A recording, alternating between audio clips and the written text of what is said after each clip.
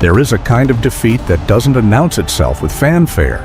It doesn't come with the roar of cannons, the lowering of a flag, or a general signing surrender papers.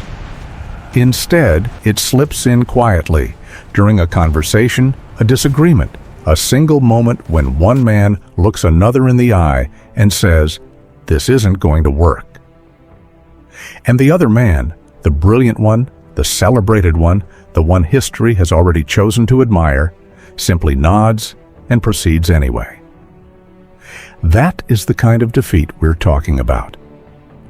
Not the dramatic map-marked kind you can point to and say, "There, that's where it ended."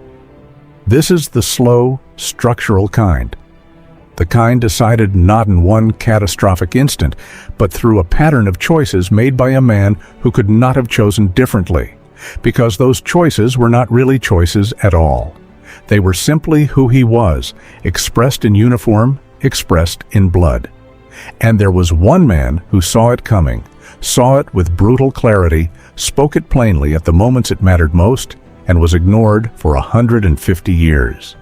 Before we continue, if this kind of deep, unflinching history speaks to you, please take a second to like and subscribe.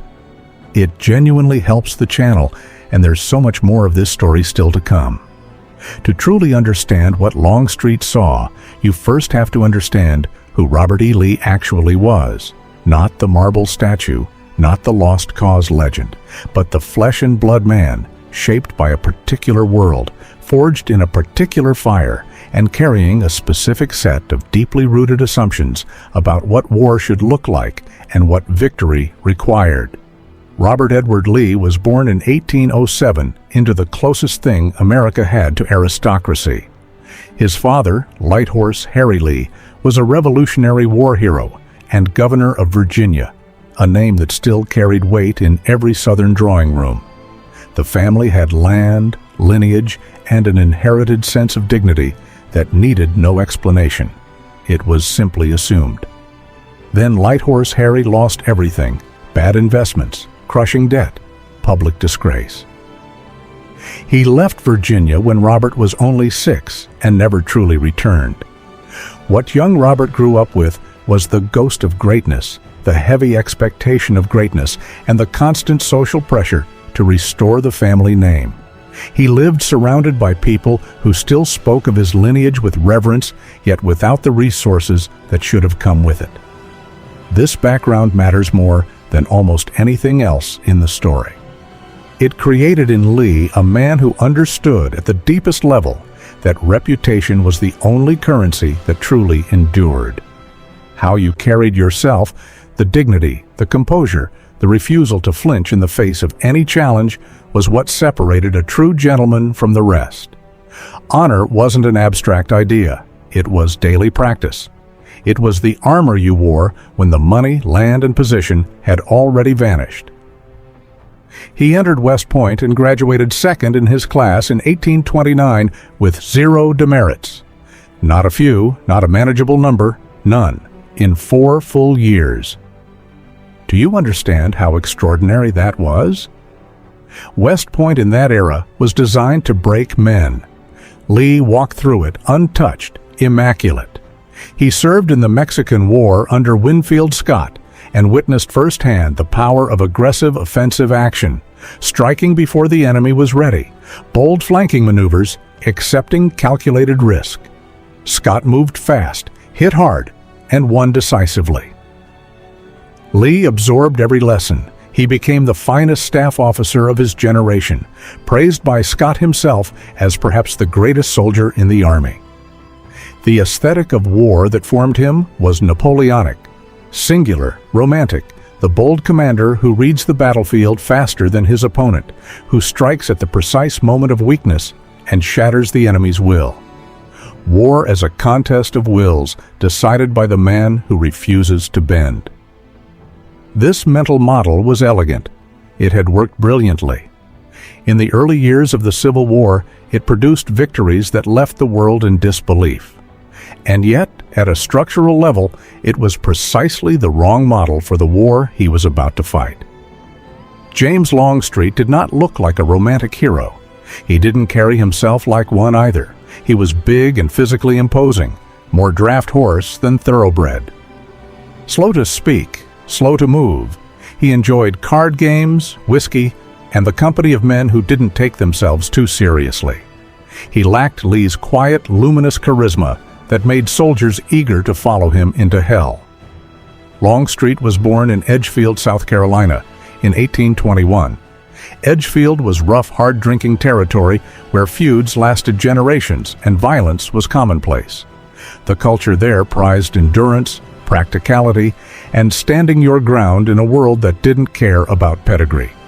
He attended West Point and graduated 54th out of 56. Dead last, practically. Yet he left with a network of friendships that would shape American history, including a genuine closeness with Ulysses S. Grant. Longstreet stood as best man at Grant's wedding. They shared something Lee never did, a pragmatic, unsentimental understanding of war's harsh realities. Like Lee, Longstreet served in Mexico and was wounded at Churubusco while carrying his regiment's flag. He saw the same bold offensives. But what he took away was different, an appreciation not just for attack, but for knowing when attack was suicidal. He learned the value of waiting, of forcing the enemy to come to you, of using terrain, fortifications, and patience as weapons. He didn't write treatises about it. He wasn't a salon intellectual. But the intuition was there, waiting for a war that would demand it. When the Civil War began, Longstreet wasn't seen as exceptional. Lee was the star. Stonewall Jackson was the lightning. Longstreet was the reliable subordinate, the steady hand you trusted to get things done. But in the right circumstances, steadiness is not inferior to brilliance. Sometimes it's what keeps men alive when brilliance keeps getting them killed. In the first 2 years of the war, Robert E. Lee was arguably the most tactically gifted commander on either side of the Atlantic. He took command of the Army of Northern Virginia in June 1862 and immediately defied cautious instincts. With McClellan's massive Union army at the gates of Richmond, Lee attacked. He drove McClellan back in the 7 days' battles. It was messy, costly, and poorly coordinated, but the psychological impact was devastating. McClellan retreated and kept retreating. Then came Second Bull Run, Antietam, Fredericksburg, and the masterpiece at Chancellorsville, where Lee, outnumbered 2-1, split his army in front of the enemy and sent Jackson on one of the most audacious flanking marches in military history. Victory followed victory. Longstreet was there for most of them, executing and delivering results. Yet something was crystallizing in Longstreet's mind. Not disloyalty, but a cold, uncomfortable calculation. Those victories were costing the South far too much. At the 7 days, Lee lost roughly 20,000 men to McClellan's 16,000. At Second Bull Run, 9,000 Confederates fell in 2 days. At Antietam, Lee lost around 10,000 irreplaceable men. Even at Fredericksburg, a strong defensive win, the South lost 5,000 while inflicting heavier casualties. The pattern was clear. The Confederacy had about 9 million people, roughly 3.5 million of whom were enslaved and not fighting willingly. The Union had 22 million free citizens. The South had 9,000 miles of railroad track. The North had 22,000. The Union possessed industrial might the world had never seen. The Confederacy could not afford a symmetric war or even trading casualties at parity, let alone at a disadvantage. Every victory burned through resources the South could not replenish. Longstreet saw this reality clearly. He began saying so, carefully, persistently, sometimes frustratingly. His argument was brutally simple. The South could not defeat the Union Army outright. Their only path to victory was to make the war so costly in blood, time, and treasure that Northern political will collapsed. This wasn't cowardice, it was strategy. The same logic that had sustained defensive wars from Fabius against Hannibal to George Washington against the British. Survive long enough for the enemy's home front to give up. To do that, the Confederacy needed to stop invading the North, choose strong ground, fortify it, and force the Union to attack into prepared positions, preserve precious manpower, stretch the conflict, wait for exhaustion to set in. There was real reason to believe it could work. Peace Democrats were vocal, Lincoln's re-election was uncertain, and the Northern public was growing weary. Before Gettysburg, Longstreet urged Lee to maneuver for a strong defensive position and let Meade's army come to them. Lee listened, considered it, and disagreed. On the afternoon of July 3, 1863, he ordered roughly 12,000 men to cross 3/4 of a mile of open ground toward the center of the Union line on Cemetery Ridge. Pickett's charge, one of the most disastrous assaults in American military history. Over 50% casualties. The high water mark of the Confederacy. A poetic way of saying the tide had crested and was now irreversibly receding. Longstreet commanded the assault. When the moment came to give the order, he could barely speak. He simply nodded. He had warned what would happen. He knew it would happen, and he could not stop it. People often fixate on the tactical debates around Gettysburg, whether Longstreet was too slow on the second day, the exact timing of orders. But Lee's deeper problem wasn't ignorance of the numbers. He understood the resource imbalance. His problem was psychological and cultural. Aggressive offense wasn't just a tactic for Lee, it was who he was. It was the Virginian code of honor made flesh. A gentleman did not cower behind earthworks. A gentleman met the challenge head-on. A gentleman attacked. In a letter from 1863, Lee admitted he was becoming more aggressive as the war went on. He kept doing it because the alternative, digging in, waiting, waging a slow defensive war, felt like surrender before the first shot. It felt like admitting they could not win in open contest, and Robert E. Lee could not bring himself to feel that way. Longstreet wasn't arguing against a man who had simply reached a different analytical conclusion. He was arguing against a man whose entire identity and the Southern romantic vision of war itself were bound up in the offensive. Lee's greatest strength, his luminous, unshakable will to attack and impose himself on the battlefield, made him magnificent in single campaigns. But at the structural level of the entire war, it was destroying the Confederacy, one brilliant victory at a time. After Gettysburg, the math became brutally real.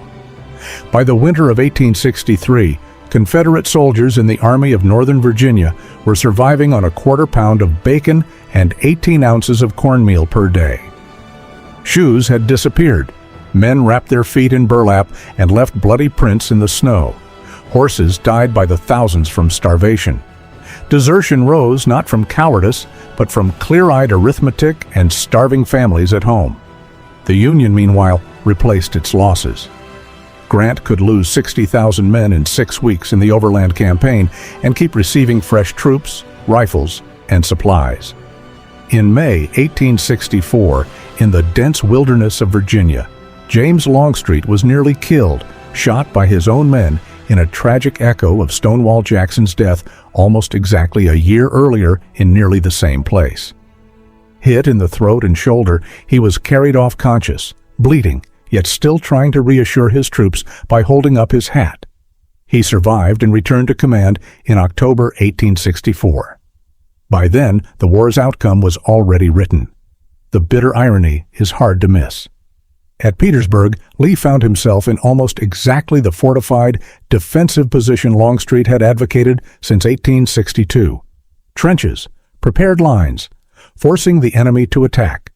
The strategy that might have offered a real chance at victory when the South still had strength had become their last desperate resort in weakness. Longstreet watched the final months knowing he was witnessing the end of an argument he had lost years earlier. There is no record of him saying, "I told you so." No bitterness toward Lee. In the closing days, Longstreet remained a man who still believed in the cause, still believed in Lee, and was simply watching something inevitable come to its conclusion.